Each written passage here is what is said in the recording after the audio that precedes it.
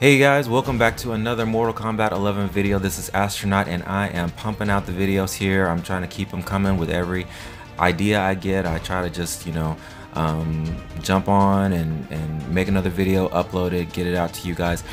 In this video, I'm going to be giving you guys the official roster report. Now, I'm calling it the roster report. In reality, I'm just giving you my personal outline of what we can look forward to on the roster, but I thought that calling it the roster report would be suitable for the video, for the concept of the video, since I am giving you my personal report on what I believe is going to be on the roster. So guys, to kick things off, let's start off with the characters that we know hands down are going to be in this title. We're going to definitely see Scorpion, Raiden, Sub-Zero, Liu Kang, Kitana, Cassie Cage. And if you guys have been following my channel, if you've been checking out my videos, you will know these are the characters that I gave to you guys in Astronaut's Guide to Mortal Kombat 11's. That's a video that I put out a few months ago. And so just to go over this list really quickly, of course we know we're going to see Scorpion. He's the face of NetherRealm. He's in every single title. Sub-Zero as well. Sub-Zero and Scorpion are both the poster characters for the entire series. Raiden, we know we're going to see him again from not only the ending in Mortal Kombat X, but also just the fact that Raiden is always present. And he's a confirmed character. Both him and Scorpion are confirmed characters, as well as Shao Kahn and the mystery lady next to the hourglass. But Raiden is a confirmed character from the trailer. Liu Kang and Kitana, I definitely believe we're going to be seeing them because they were involved in the cliffhanger at the end of Mortal Kombat X with the exchange between them and Raiden. The Mortal Kombat X ending was a bit of a cliffhanger that kind of left you on the edge of not knowing what was going to happen, but knowing something was coming up, some kind of conflict or whatever. So we'll definitely see them. And Cassie Cage is the last person I kind of include on this. Absolutely will be in Mortal Kombat 11 list because she defeated Shinnok. I don't agree with that, but that's okay. So yeah, so there's that first group of characters. Now the second group of character guys are basically the next gen characters that were created and introduced in Mortal Kombat X.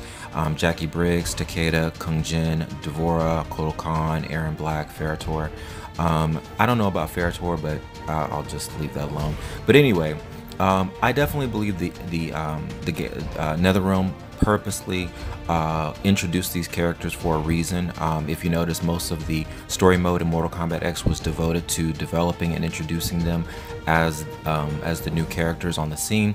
And not only that, but these characters are also characters that use the same language as teenagers nowadays use. They curse, they use slang, they use this and that. So I believe that NetherRealm intentionally created and wanted to establish these characters for the sake of drawing in a fresh new audience and having characters that younger fans of the series can identify and relate to.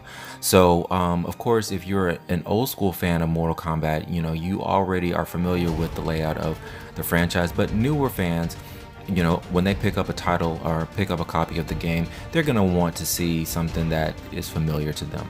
So so definitely, I definitely believe we're going to see the next gen characters return, because it only makes sense if you want to bring in a fresh audience of fans and with characters that they can relate to. You're not going to drop them like a bad habit right after Mortal Kombat X. You're going to keep having them involved in the story mode of the of the following games as well. So anyway, so that's the second group of characters. The third group of characters are the Revenants. And guys, I've already done a video about the Revenants about like 2 videos ago, and it's still not resolved. They still have not been restored, and Liu Kang and Kitana are still Revenants, but yet at the same time they're the king and queen of the NetherRealm. So the Revenants theme is still at play. So I think it's a very, very good chance for us to anticipate seeing some of these characters make it back onto the roster. The characters that are still Revenants are Sindel, Nightwolf, Striker, Smoke, Jade, and Cabal. So those characters, I believe, have a very good chance of making it onto the roster, especially since they had to sit out in between Mortal Kombat 9 and 10. So and also I did read an article where Ed Boon said he wasn't going to do the NPCs anymore because a lot of fans were just so upset at seeing some of their favorite characters and not being able to play them. I don't know if that's legit. I don't know if that's 100% legit, but I did hear that.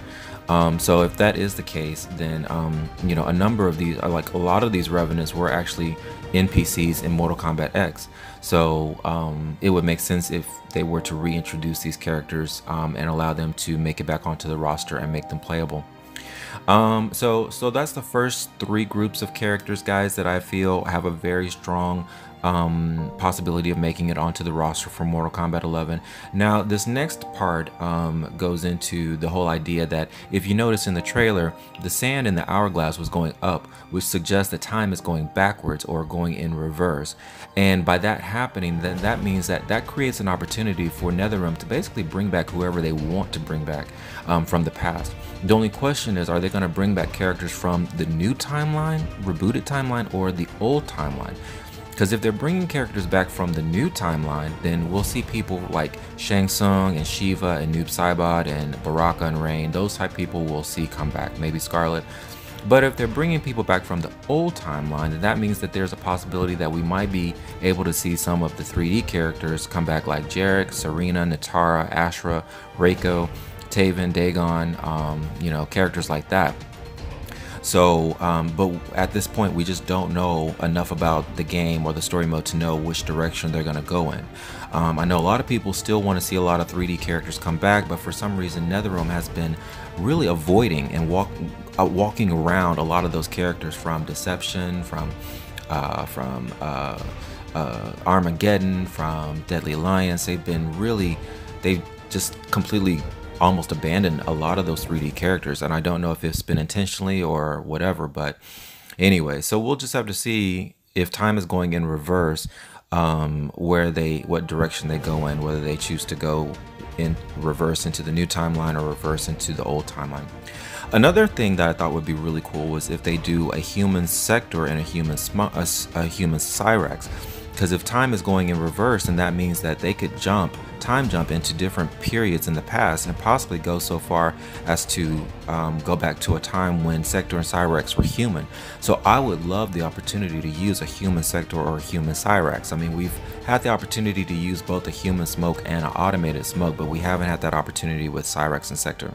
I think Cyrax actually had a skin back in Deception that allowed him, that we could see his face and things like that, but it was just for that one game, and you know, he wasn't totally human. He was kind of partially human. So if they were to play around with that, I think that would be really cool.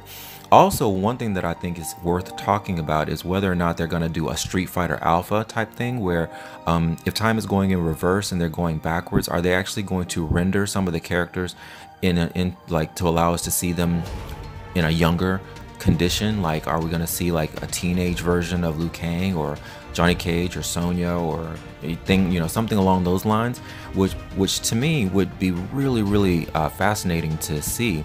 And we already know that age is a dynamic that NetherRealm has been playing around with, especially in Mortal Kombat X. We got the opportunity to use some skins for certain characters that showed their age of being in their 40s or early 50s, like Liu Kang, Johnny Cage, Jax, all had skins where you could see that they had gray hair.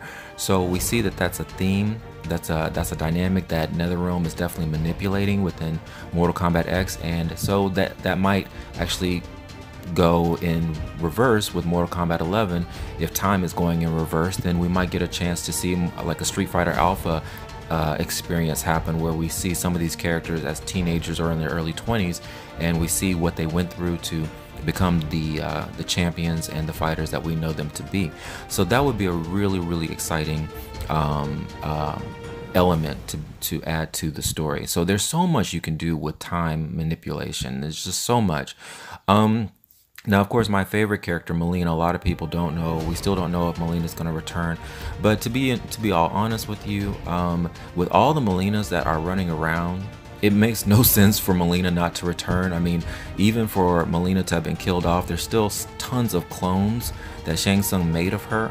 So, you know, so one Mileena could pick up where the other one left off. Or the Mileena that got killed could return, you know, in the format of being from the Dream Realm, because Tremor, in the intro between Mileena and Tremor, he says, you know, in the dream realm you are reborn, and in this realm you're dead. So, you know, that could have been a clue into how we're going to see Mileena return into Mortal Kombat 11. And I honestly think we do need to have Mileena return. I might be biased if I say she was the most popular female character. She's my main character. So, but I definitely think that, you know, Mileena, they did some really cool things with her character. With Mortal Kombat X, they really evolved Mileena beyond just the sex symbol that she's pretty much been throughout the entire series. You know, she went from kind of being a sex symbol to, in Mortal Kombat 11, she actually kind of became more human in a way, in the sense that they gave her a storyline. They actually, you know, put her in the position of being Empress over Outworld for a time, and then leading her own rebellion against Kotal Khan.